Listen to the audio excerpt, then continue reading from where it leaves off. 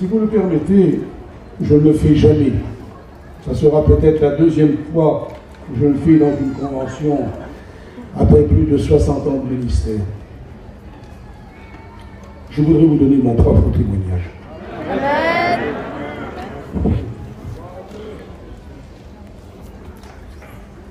Je suis né donc en 1941 et ma mère m'a mise au monde le long d'un mur alors que les bombes tombaient sur la ville.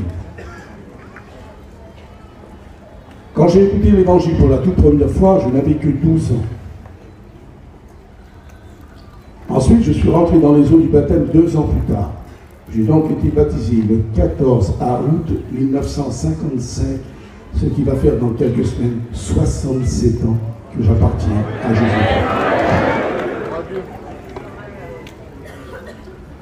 Pendant toute ma jeunesse, j'ai été au service du Seigneur et j'ai entraîné ma nombreuse famille avec moi. Les enfants ont été comme moi, ils n'ont pas connu le monde. Voyez-vous, à l'âge que j'ai pas honte de le dire.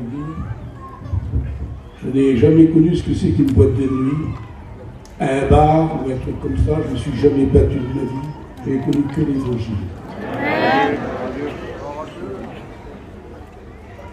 Quand je me suis marié, ma femme n'avait pas encore 16 ans. Et depuis 63 ans, nous sommes tous les deux ensemble.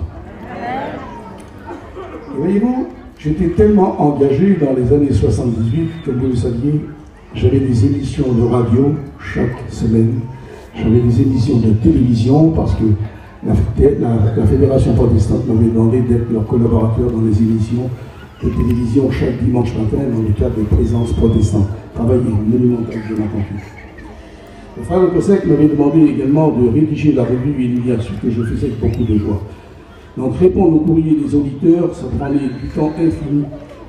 Et malgré le chahut de tous les enfants, je me rappelle quand le frère Le Cossec venait chez moi, il disait mais comment tu fais? Et oui, dans la caravane, il y avait 12 enfants, alors c'est brillant. Il fallait attendre qu'ils dorment pour que je rédige tous les courriers des auditeurs et je répondais à chaque auditeur. Et Dieu m'est témoin, ce que je suis en train de vous dire aujourd'hui, c'est la pure vérité. On a répondu à quelques 3000 lettres des auditeurs qui envoyaient des courriers de toute l'Europe entière. Et alors que j'étais en pleine activité comme ça, frère, un matin, je me suis levé et j'ai tombé par terre. Je me demandais qu'est-ce qui m'arrivait, je ne comprenais pas. Et j'étais comme Saint Jean, pareil. Comme genre, Seigneur, qu'est-ce qui m'arrive? Je ne comprenais pas. Et la douleur était tellement forte que je n'arrivais plus du tout à marcher. Alors on nous dira là-bas, il y a tel professeur, tel médecin. Vous savez, notre foi en Dieu n'est pas l'ennemi de la science médicale ou chirurgicale. On bénit Dieu pour les progrès de la science. Mais quand la science est impuissante, la foi a ses miracles. Alors j'allais trouver ces gens, mais aucun résultat. Au contraire, ça allait de pire en pire. À telle enseigne que quand j'ai rentré chez moi l'hiver, nous y sommes restés, et chose incompréhensible, si encore aujourd'hui je ne comprends pas. Nous avons resté pratiquement, ma femme et moi, 3 mois sans aucune visite. Pourtant on était archi connus. Et là, il fallait que je sois seul. C'était Dieu qui faisait ça. Et puis à un moment donné, quand je pensais que j'allais bientôt partir, je disais, ma femme, tu vas faire quelque chose de bien, tu vas écrire à mon père. On n'avait pas le téléphone à l'époque, ça n'existait pas. Tu vas le faire venir, je voulais le voir une dernière fois. Et puis un matin, quand elle était partie au marché, j'attendais plus le matin qu'elle parte pour pouvoir pleurer. Pas par orgueil, parce qu'elle et moi, nous sommes comme ça. Hein. Mais je ne voulais pas lui faire de la peine, parce que je savais qu'elle souffrait, elle, autant que moi. Alors j'attendais qu'elle parte, et là, je libérais mon âme devant Dieu, et je pleurais à chaudes larmes, bien entendu. Qu'est-ce qui m'arrive, Seigneur? Qu'est-ce que j'ai fait? Et je cherchais dans mon fort intérieur, où est-ce que j'avais fait une faille? Et Dieu m'est témoin. Depuis 14 ans que j'ai été baptisé, je n'ai jamais été dans le monde, j'ai jamais rien fait, moi.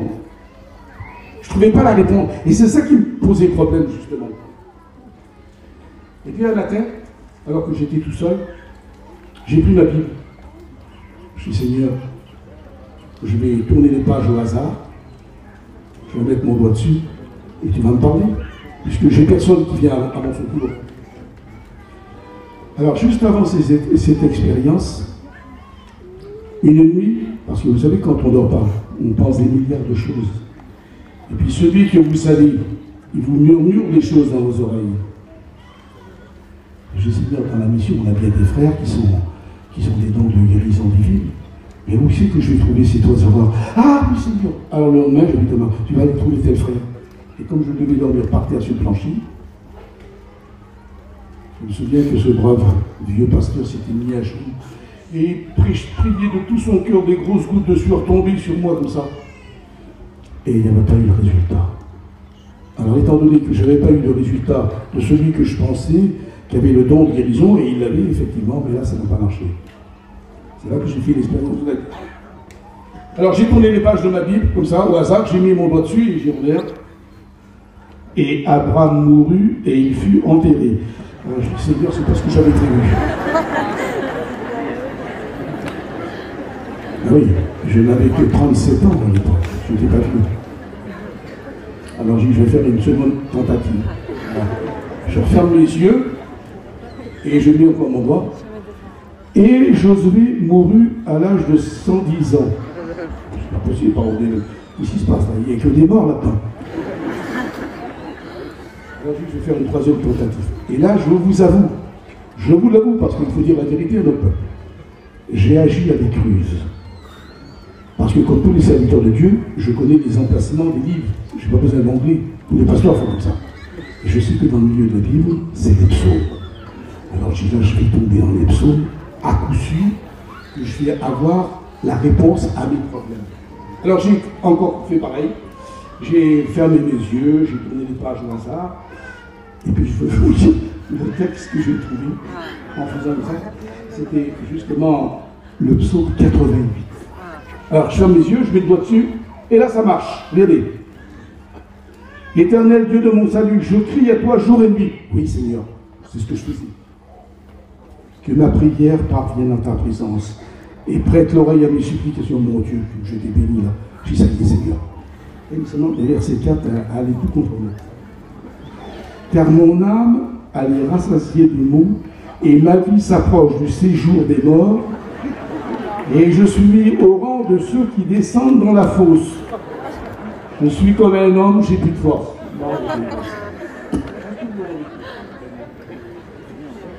Vous savez, frères et sœurs, dans l'un des 10 commandements, il est dit ceci.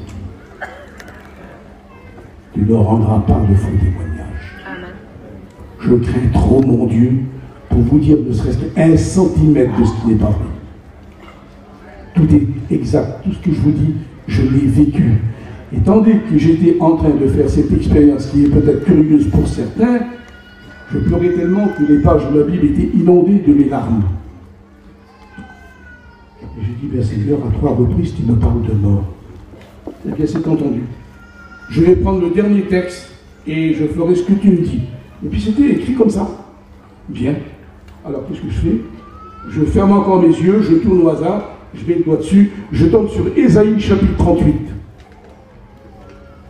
Vous voyez, mais tout est là. Hein. Et là, c'est « Donne des ordres à ta maison, car tu vas mourir. »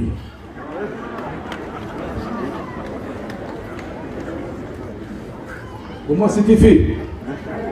Dieu venait de mettre un terme à ma vie. Eh bien, figurez-vous, au lieu d'être lamenté, au lieu de me tourmenter, je me suis assis dans mon lit. Et puis, j'ai pris mon cahier et j'ai marqué tout ce qu'il fallait pour ma femme et mes enfants, etc. Ce que je croyais être bon pour eux, sans rien oublier. Et quand j'ai terminé, je me suis couché. Et vous savez, je vais vous dire, ça faisait 90 jours exactement que je ne dormais pas. Et ceux qui souffrent, ils doivent savoir que quand on est mal et qu'on perd le sommeil, les nuits, elles sont interminables. D'autant plus que l'ennemi vous chuchote toujours des choses. Et quand j'ai tout terminé ça, je me suis endormi profondément, que je ne faisais plus depuis 90 jours, 3 mois. J'ai été réveillé par le bruit de la voiture qui venait. Elle revenait la plaque des commissions. Je me suis levé et j'ai voulu marcher dans la voiture. Et je l'ai fait, ce que je ne faisais plus depuis 3 mois. Je ne sais pas qu'est-ce qui m'arrive là. Je me suis assis sur le lit Elle est rentrée. Elle a déposé les commissions sur l'armoire. Et je lui ai dit, bébé, j'ai une surprise pour toi. Alors elle s'est tournée. Et puis je suis venu vers elle. Frères et sœurs, si vous saviez ce que ça a été ces quelques pas que j'ai fait. Et j'ai pris ma femme dans ses bras. Et puis on a éclaté en pleurs tous les deux. Et au même moment, le petit revenait de l'école. Tous les petits qui étaient autour, tout le monde pleurait. Dieu venait de me donner la délivrance que j'attendais depuis 90 jours de larmes. Et quand je priais, on aurait dit que la caravane, c'était du bronze. On aurait dit que les prières ne passaient pas. Exactement comme ça a été pour l'apôtre Jean. La prière dans sa galère n'a pas été usée. Il fallait ce temps d'attente, vous voyez. Et ce que je vais apprendre quelques jours plus tard, c'est à la même heure que j'étais en train de faire cette expérience curieuse des versets, j'ai appris qu'une petite fille de 7 ans était à genoux en prière dans sa caravane et qui a prié pour ma guérison. Et cet enfant a été baptisé du Saint-Esprit, elle s'est mis à parler en langue. C'est ses parents qui nous ont appris tout ça. À prier intensément pour que je sois guéri, et au même moment, j'ai reçu la délivrance là-bas. Ce qui veut dire que Dieu était en train de me donner une leçon. Moi qui avais mis ma confiance dans des frères, et Dieu sait que c'était des hommes de Dieu, il me donnait une leçon que Dieu était capable d'écouter aussi la prière d'un enfant. Alors ne désespérez pas, frères et sœurs. Mon Patmos à moi, ça a été ces 3 mois de souffrance. Et j'en suis sorti à la gloire de Dieu. Et à partir de ce jour, j'ai fait cette ultime promesse à Jésus. Et jusqu'à ce jour, je n'ai pas failli. Et je dis, Seigneur, tant que j'aurai une miette de santé, je la démolirai à ton service. Amen. Et durant tout cet hiver que nous avons vécu avec le Covid et autres, ma femme et moi avons parcouru je ne sais combien d'églises à travers toute la France. Les kilomètres, on ne faisait pas attention. On est allé en Suisse, on est allé à Besançon, on est allé à Montbéliard, on est allé à Angers, on est allé partout. Même les frères de, je crois que j'ai vu ce matin, les frères de, vous savez, Michidou, qui m'a posé les mains. On a été aussi dans son église. Ça a été quelque chose de révolutionnaire pour moi. Le Covid nous a pas arrêtés. On est sorti de notre Patmos. Et aujourd'hui, nous voulons faire encore plus. Et je vous fais aussi encore cette promesse, tant que j'aurai une miette de santé. Vos jeunes qui viendront à l'école biblique, ils seront aussi enseignés avec ma participation, avec la collaboration de tous mes frères qui enseignent, qui sont là. Alors priez pour nous, pour que Dieu nous aide, qu'il nous conserve en parfaite santé, et qu'on repart au combat. Pour un serviteur de Dieu, il n'y a pas de retraite. Je sais très bien que pour certains disent, ah, il a plus de 80 ans. Et puis j'en ai à foutre, moi. Moi, je ne dis pas 80 ans. Moi, je dis 4 fois 20 ans. C'est mieux. Que Dieu nous aide à comprendre toutes ces bonnes choses, à la gloire de son Seigneur. Alors, si vous êtes dans votre Patmos, qui jusqu'à présent, vous n'avez pas été exaucé par vos prières, frères et sœurs, continuez. Ne désespérez pas. Tout vient au moment où Dieu a choisi. Rien ni personne ne pourra nous séparer de l'amour de Dieu. Et cette attente, nous l'attendons parce qu'un jour, toute cette assemblée qui est là, en une fraction de seconde, ils partiront à la rencontre du Seigneur.